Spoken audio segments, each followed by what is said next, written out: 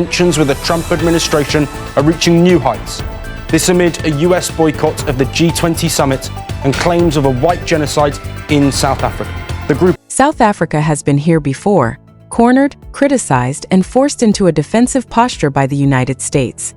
For years, Americans have watched their presidents clash with Pretoria, but one particular moment still lingers in collective memory: the day President Cyril Ramaphosa flew all the way to Washington to explain himself to Donald Trump over false claims of white genocide. It was a moment many South Africans wished they could erase.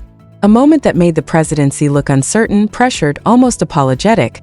But something has changed, because in this latest showdown between South Africa and the United States, the presidency has finally grown a backbone.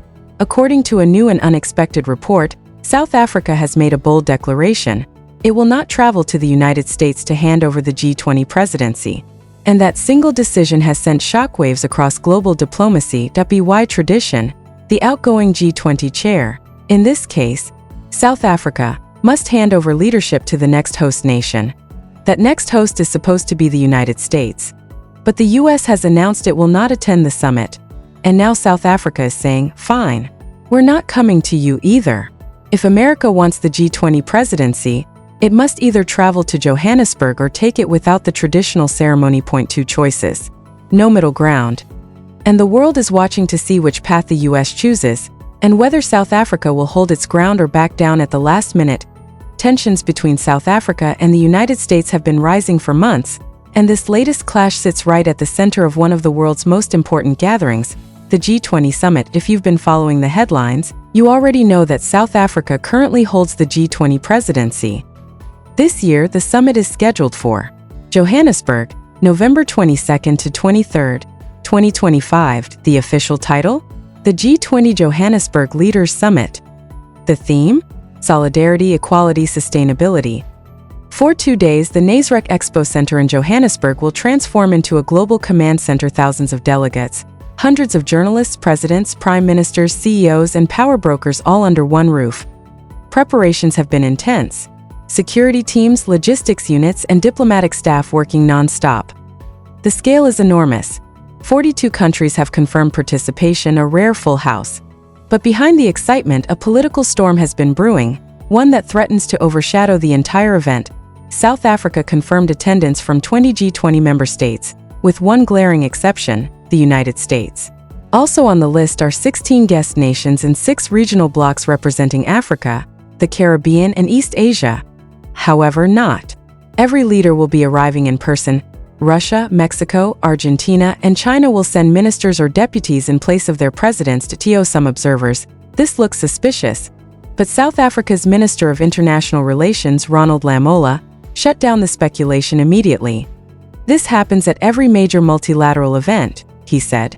Sometimes leaders delegate. It's normal. Meanwhile, South Africa's agenda for the summit is ambitious. They plan to address climate-driven disasters, debt restructuring for low-income nations, energy transitions that don't trap countries in dependency, and a fair global system for critical minerals, a sector where Africa is rich, but rarely the beneficiary. It's a bold agenda, and it shows just how high the stakes are. But while South Africa was finalizing its preparations, the United States suddenly lit the fuse, out of nowhere. President Donald Trump announced that he had a problem with South Africa. And he used that moment to declare that the US would not attend the G20 summit at all. The announcement came 2 weeks ago at the America Business Forum in Miami. The room was full of CEOs, investors, and business leaders when Trump stepped up and dropped a bombshell. For generations, Trump claimed, Miami has been a haven for those fleeing communist tyranny in South Africa. He then asked, if you look at what's going on in parts of South Africa, what's going on? Then he delivered his blow. I'm not going there. We have a G20 meeting in South Africa. South Africa shouldn't even be in the GS anymore.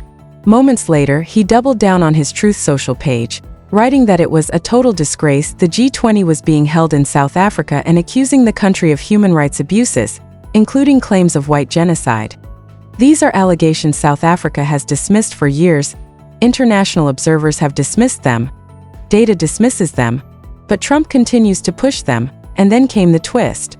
Trump announced that he looked forward to hosting the 2026 G20 summit in the United States.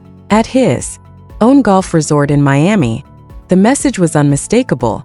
Trump wasn't just skipping the summit, he was turning it into a political weapon. South Africa did not take long to respond. Within hours, the foreign ministry released a sharp statement calling Trump's remarks regrettable and reiterating that Johannesburg was fully prepared to host a successful summit. They pushed back aggressively, saying the characterization of Afrikaners as exclusively white and as victims of persecution was not substantiated by fact. Then came President Cyril Ramaphosa. Speaking outside Parliament, he made it clear that boycott politics never works, adding that the US would be the only one losing by not attending. Ramaphosa went further. He accused the US of abandoning its global responsibilities and then delivered the line that echoed across world media. Boycotting never achieves anything of great impact because decisions will be taken that will move issues ahead. In other words, the train is moving. America is choosing not to board. If any other nation skipped the summit, the world would barely react. Putin isn't attending, but he's sending a representative. Xi Jinping isn't coming either, but China will still participate. But the United States skipping the handover? That's different.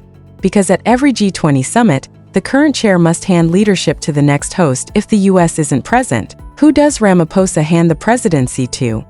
A ceremony with no recipient, a baton with no runner waiting.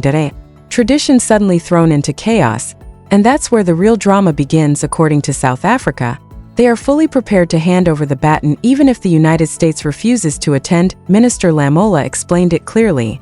The handover is ceremonial. If they don't come, we will issue the declaration, and the US will decide how they continue next year. He emphasized that the G20 cannot be held hostage by a single absent member, no matter how powerful. Ramaphosa echoed this sentiment. I don't want to hand over to an empty chair, he said. But the empty chair will be there. It was a powerful image, a South African president holding out the baton to no one, symbolizing defiance in the face of great power politics. This US absence, however, has sparked an unexpected reaction. Opportunity. With Washington stepping back, other nations, especially Europe and China, see a chance to expand influence. Chris Van Dome of Chatham House noted that forums like the G20 matter even more when the US steps away. Pete Krukamp, a political analyst, added that Trump's confrontational diplomacy might have created chaos had he or his team attended. Trump not coming, he said, may be the best thing that could happen to the G20. In that vacuum, leaders like Emmanuel Macron are preparing big moves: energy transition deals, expanded trade, and even a new Franco-South African business council. Behind the scenes, countries are negotiating new agreements that could reshape alliances. Meanwhile, African analysts argue that this is a rare moment, one where the continent can push the world to finally recognize the value of its critical minerals and demand fair terms for energy development. Because while global powers fight over influence, 600 million Africans still live without electricity. The stakes are not abstract. They are life and death. But not everyone sees opportunity. Some warn that the absence of Washington could expose deeper divisions within the G20, especially on climate reform, trade barriers, and industrial policy. For years, these disagreements have prevented the G20 from producing meaningful outcomes. A missing US delegation could either open the door to progress or make the cracks impossible to ignore. That brings us back to the question the world is now watching: will South Africa stand its ground? Or will it fold under pressure at the very last moment? Because history is not on South Africa's side. Years ago, when Trump first accused South Africa of white genocide, Ramaphosa publicly vowed not to bow to American demands. But just days later, he boarded a plane to Washington and sat down with Trump in a meeting many South Africans still cringe at today. Trump towered over him, physically and politically, while Ramaphosa tried to defend himself from accusations with no basis in reality.